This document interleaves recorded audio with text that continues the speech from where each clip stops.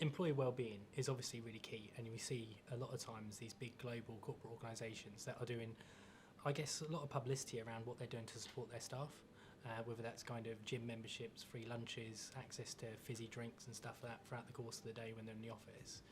What can smaller organisations do to be able to kind of compete with the pull of having something like that from these big Amazons, Microsofts of the world? Yeah, what I always say is don't let the idea of budget hold you back, that you need big budgets. The research, the evidence-based stuff tells us that actually what's most important to humans, so to your employees, are feeling significant, that they matter. And feeling significant and matter, and this is the joy of having smaller organisations, is you can make it really personal. So making someone matter can be a 5-minute conversation on a Monday morning, or making someone feel significant can be aligning their learning and development with your business goals. So there's so much more you can do other than gym memberships or, you know, a fridge full of drinks that doesn't cost money. Okay, so utilising your staff then to help you kind of attract and bring new talent into your organisation, you obviously need to make sure you've got that focus and using that kind of a halo effect with your staff to make sure that they're really enjoying being in your organisation to do that. I guess one of the biggest changes that we've made over the last 2 or 3 years is an introduction of an agile working policy, and that was driven by our staff that we've kind of seen that.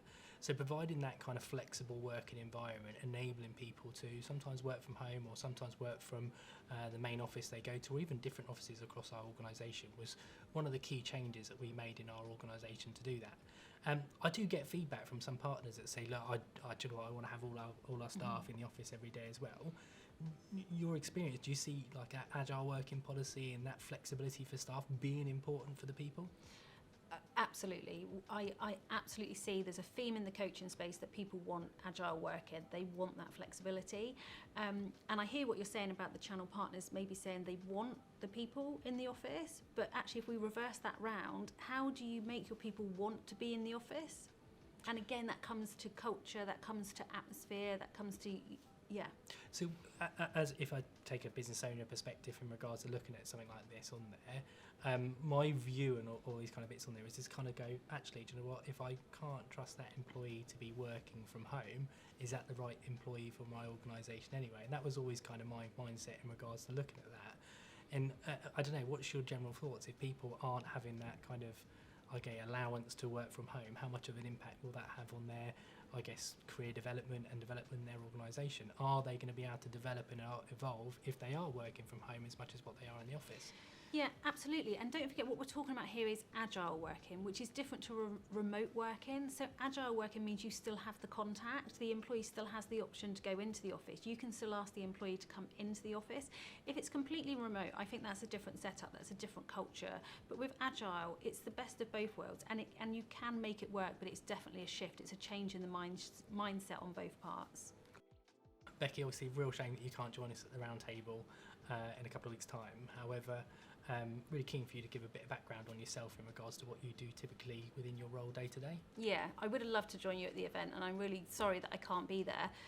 But what do I do? So I label myself as an employee wellbeing and performance coach. And what does that mean? That means that I work with individuals and organisations through one-to-one coaching, through a series of wellbeing workshops, through online wellbeing courses to help their employees with their well-being, which I said earlier is about feeling good and functioning well, which equates to great performance. And when it equates to great performance for the employees, it also means that the organisation then performs. With these kind of one-to-one sessions, what do people typically look to get out? So if I'm one of the attendees at the round table and I'm having this one-to-one session booked in with you, what can I look to get out that session with you? Yeah, do you know what? It's probably easiest for me to tell you what it's not going to be. So it's not about me sharing my thoughts or about me giving advice or telling you what I think you should do. It's absolutely about the topic that you decide or the channel partner decides to bring to that coaching session. And what I do is facilitate the space for them to think that through.